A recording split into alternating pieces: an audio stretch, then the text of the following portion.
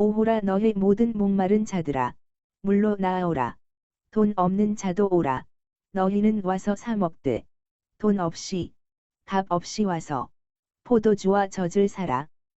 너희가 어찌하여 양식 아닌 것을 위하여 은을 달아주며 배부르게 하지 못할 것을 위하여 수고하느냐. 내게 듣고 들을지어다. 그리하면 너희가 좋은 것을 먹을 것이며 너희 자신들이 기름진 것으로 즐거움을 얻으리라. 너희는 귀를 기울이고 내게로 나와 들으라. 그리하면 너희의 영혼이 살리라. 내가 너희를 위하여 영원한 언약을 맺으리니 곧 다윗에게 허락한 확실한 은혜니라.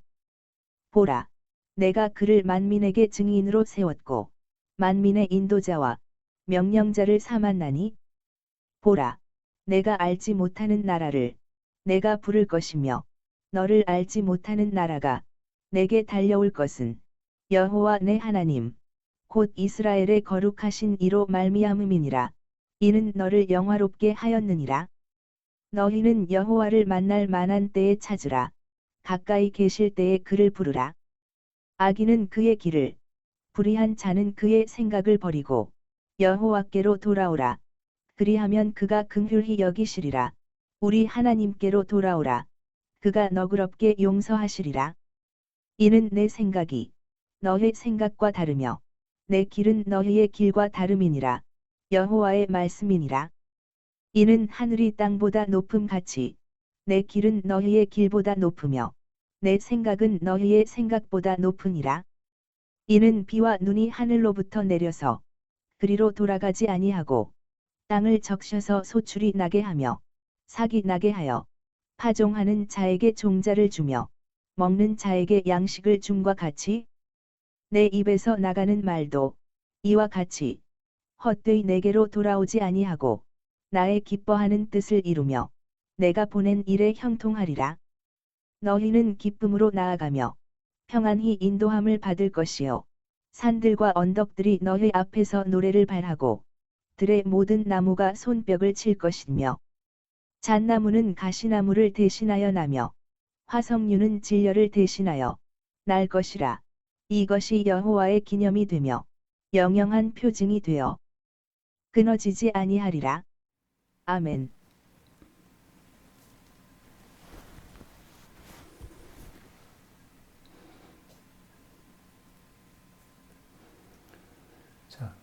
이사야 53장은 구원이 어떻게 성취되는가를 말하고 54장은 시온의 은혜와 영광을 초래케 하는 구원의 결과를 더욱 자세히 발전시켰습니다. 이제 이사야 55장은 이 구원을 받으라고 하는 요청의 말씀입니다. 즉 구원의 초대인 것입니다. 1절과 2절은 목마른 자에 대한 초대입니다. 당시 이스라엘 사람들은 지상 국토의 회복을 갈망한 나머지여서 그것을 영적 해갈로 전환하였습니다. 실로 그들은 현실의 갈망보다는 심령이 갈급한 상태에 있었습니다. 돈과 같은 자기 공로를 가리킴이니 누구든지 초청에 옹졸할 자격이 있는 것입니다. 여기 1절에 소개되고 있는 말씀 가운데 보면 물, 포도주, 젖이 나옵니다. 하나님의 은혜의 상징이죠. 생명수, 성령의 기쁨, 영의 영양소 등으로 배울 수가 있습니다. 사람마다 인생에게 만족을 줄 수 없는 명예, 지위, 재물 등을 위해서 사람들은 노력합니다.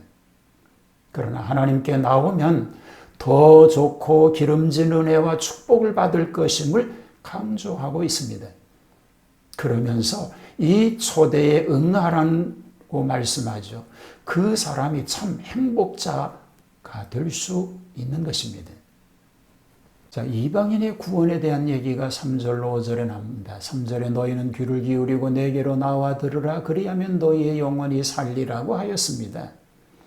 더 간절하게 청하지요. 4절을 보면 내가 그를 만민에게 증인으로 세웠고 만민의 인도자와 명령자를 삼았다라고 말하고 있습니다. 여기 그는 다윗을 가리키는 표현입니다. 여기서는 장차 오실 메시아를 염두에 두고 말하고 있습니다. 하나님께서 메시아더러 직접 말씀하시는 의미에서 내가라고 5절에 말하고 있습니다. 알지 못하는 나라는 이방을 의미하고 예수 그리스도께서 죽었다가 다시 살아나심으로 말미암아 이방인들이 복음으로 돌아올 것을 이 구절에서 명백하게 예언하고 있습니다. 이는 너를 영화롭게 하였느니라 라고 말합니다. 곧 하나님께서 예수님을 메시아로 세우셨다고 하는 의미를 담고 있는 것입니다. 하나님을 찾으라고 하십니다. 6절에서 11절 말씀이죠. 자, 6절 말씀 가운데 보면 너희는 여호와를 만날 만한 때에 찾으라. 가까이 계실 때에 그를 부르라고 말합니다. 악인과 불의한 자는 그 길과 그 생각을 버리고 여호와께로 돌아오라고 말씀하십니다. 하나님께서 용서하시리라고 하신 말씀입니다. 죄인을 가까이 찾아오시는 하나님의 자비에 감격할 따름입니다. 여호와께서 사람의 생각하는 것과 그 길이 다르다고 말씀하고 계십니다. 하나님의 용서하심이 얼마나 철저하시고 그 사죄의 근거가 확실한 사실을 알라고 하십니다. 여기서 하나님의 말씀을 인격시하고 있습니다.